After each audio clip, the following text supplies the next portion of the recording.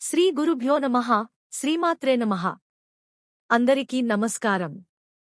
చనిపోయిన 24 గంటల తరువాత ఆత్మ తిరిగి తన ఇంటికి ఎందుకు వస్తుందో ఈ వీడియోలో మనం తెలుసుకుందాం.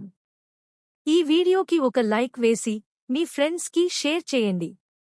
అలాగే జై శ్రీకృష్ణ అని ఒక చిన్న కామెంట్ చేయండి.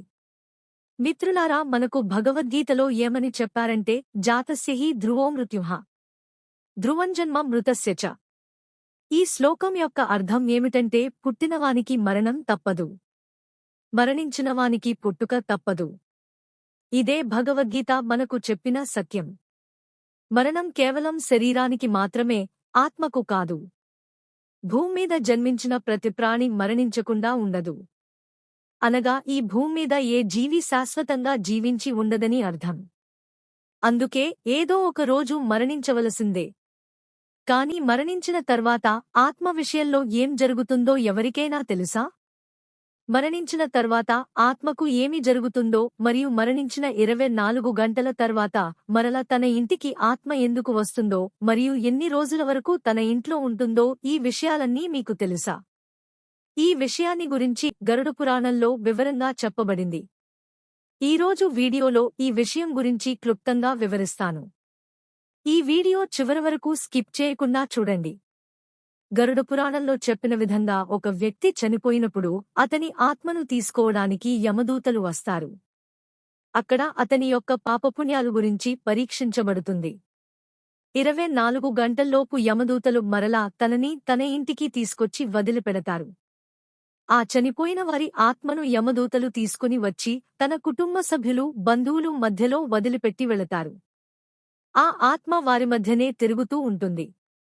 తరువాత ఆ ఆత్మ తన కుటుంబ సభ్యులను, బంధువులను పిలుస్తూ ఉంటుంది. కాని అక్కడున్న కుటుంబ సభ్యులకుగాని బంధువులకుగాని ఆ ఆత్మ యొక్క మాటలు ఎవరికీ వినపడవు. ఆ చనిపోయిన ఆత్మ అది చూసి చింతిస్తుంది. మరియు ఆత్మ పెద్ద పెద్ద శబ్దాలతో వారిని పిలుస్తూ ఉంటుంది. అప్పుడు కూడా తన మాటలు అక్కడ ఎవరూ వినిపించుకోరు. చనిపోయిన వారి ఆత్మ తన శరీరంలోకి వెళ్లడానికి ప్రయత్నం చేస్తూ ఉంటుంది. ఆ ఆత్మ యమదూతల యొక్క బంధములో ఉంటుంది. కనుక తన శరీరంలో ప్రవేశించడానికి వీలుకాదు. ఈ విషయాలే కాకుండా గరుడ పురాణంలో అనేక విషయాలు చెప్పబడ్డాయి. ఎవరైనా మరణించిన తర్వాత తన కుటుంబ సభ్యులు ఏడుస్తుండటం చూసి ఆ చనిపోయిన ఆత్మ బాధపడుతూ ఉంటుంది మరియు దుఃఖిస్తూ ఉంటుంది. కాని అక్కడ ఏమీ చేయడానికి వీలుండదు. తన జీవితంలో తాను చేసిన క్రియలను జ్ఞాపకం చేసుకుని దుఃఖిస్తూ ఉంటుంది. యమదూతలు చనిపోయిన వారి ఆత్మను వారి కుటుంబ సభ్యుల మధ్యలో వదిలిపెట్టి వెళ్ళినప్పుడు ఆత్మ తిరిగి వెళ్లడానికి యమలోక మార్గం గుర్తుపట్టదు. మరియు అంత శక్తి కూడా ఉండదు. గరుడ పురాణం ద్వారా చెప్పబడిన విషయంను బట్టి ఆ చనిపోయిన ఆత్మకు 13 రోజుల వరకు పిండదానం చేస్తూ ఉంటారు. అప్పుడు మరణించిన ఆత్మ యొక్క అంగముల పునర్నిర్మాణం జరుగుతుంది. మరియు 11వ 12వ రోజు పిండదానం చేయబడినప్పుడు దాంతో శరీరం మాంసముతో యాతనా శరీరం పునర్నిర్మాణం జరుగుతుంది. మరియు 13వ రోజు పురోహితుడికి దానం చేసి ఆ ఆత్మ యొక్క పిండదానం చేసినప్పుడు దానితోనే యమలోకానికి మార్గం గుర్తించబడుతుంది. చనిపోయిన ఆత్మకు 13 రోజులు పిండదానం చేయడం ద్వారానే ఆ ఆత్మకు మృతలోకం నుండి యమలోకానికి వెళ్లడానికి మార్గం ఏర్పడుతుంది. అందుకే గరుడ పురాణంలో చెప్పబడింది ఏమనగా, ఎప్పుడైతే ఒక మనిషి మరణం జరుగుతుందో ఆ మరణించిన వారి ఆత్మ వారి యొక్క కుటుంబ సభ్యులు మధ్యలోనే తిరుగుతూ ఉంటుంది. మరణించిన వారి యొక్క ఆత్మ యమలోకమునకు వెళ్లడానికి 1 సంవత్సరం అనగా 12 నెలలు పడుతుంది. ఇక్కడ మనం గ్రహించవలసిన విషయం ఏమిటంటే 13 రోజులు మనం అర్పించిన పిండదానము చనిపోయిన ఆత్మ యొక్క ఆహారముగా తీసుకొనబడుతుంది. కాని ఎవరికైనా పిండదానము చేయనట్లయితే వారి యొక్క పరిస్థితి ఏంటి అనే ప్రశ్న ఇప్పుడు మీ మనసులో కలుగుతుంది. ఈ విషయాన్ని కూడా గరుడ పురాణంలో వివరంగా తెలుపబడింది. అది ఏమిటంటే, ఎవరికైతే పిండదానం చేయబడదో వారిని బలవంతంగా యమదూతలు గుంజుకుంటూ యమలోకం తీసుకెళ్తారు. అందువలన చనిపోయిన వారి ఆత్మ చాలా కష్టం అనుభవించాల్సి వస్తుంది.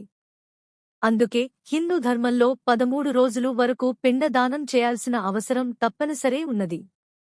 ఇవన్నీ కాకుండా గరుడ పురాణంలో చెప్పబడిన విషయాలు ఏమనగా 13వ రోజు మరణించిన ఆ ఆత్మ యొక్క కుటుంబ సభ్యులు పురోహితులకు ఇచ్చే దానము కష్టం అనుకుని బాధతో ఇచ్చినట్లయితే ఆ మరణించిన ఆత్మకు శాంతి దొరకదు. ఈ విషయంలో మరణించిన ఆత్మకు ఎంతో కష్టమనిపిస్తుంది. తన మనసులో ఈ విషయం గురించి ఆలోచన కలిగి ఉంటుంది. అలాగే వ్యాకులం చెందుతుంది మరియు ఒంటరిగా ఉన్న అనుభూతి కలుగుతుంది. దీంతోపాటు మరొక విషయం కూడా గరుడ పురాణంలో చెప్పబడింది. అది ఏమిటంటే ఏ మనిషి తన జీవితకాలంలో పుణ్యకార్యాలు దానధర్మాలు చేస్తాడో ఆ మనిషి యొక్క ఆత్మను చనిపోయిన 13 రోజుల తర్వాత యమదూతలు యమలోకమునకు తీసుకుని వెళ్తారు. అలాంటి వారికి మృత్యులోకం నుండి యమలోకంకు వెళ్లే మార్గంలో ఎలాంటి కష్టమూ అనుభవించాల్సిన అవసరం ఉండదు. అలాగే ఏ మనిషి తన జీవితకాలంలో పాపపు పనులు చేస్తూ మరణించినట్లయితే అతని ఆత్మను చాలా కష్టపెడుతూ దుఃఖపెడుతూ యమదూతలు యమలోకంకు తీసుకెళ్తారు. దాంతో వారి ఆత్మ భయంతో వణికిపోతుంది.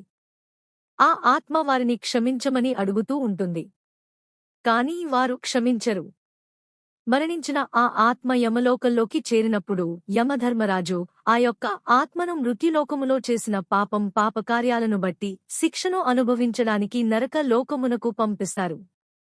నరకంలో ఆ శిక్ష అనుభవించిన తర్వాత ఆ ఆత్మను తిరిగి మృత్యులోకమునకు పంపిస్తారు. అయితే చనిపోయిన ఆత్మ తిరిగి 24 గంటల్లో మరల మీ ఇంటికి ఎందుకు వస్తుందో అర్థమైందని అనుకుంటున్నాను. మా వీడియోస్ చూసినందుకు ధన్యవాదములు. దయచేసి మా ఛానల్ని లైక్ చేసి సబ్స్క్రైబ్ చేసుకుని మమ్మల్ని సపోర్ట్ చేయండి.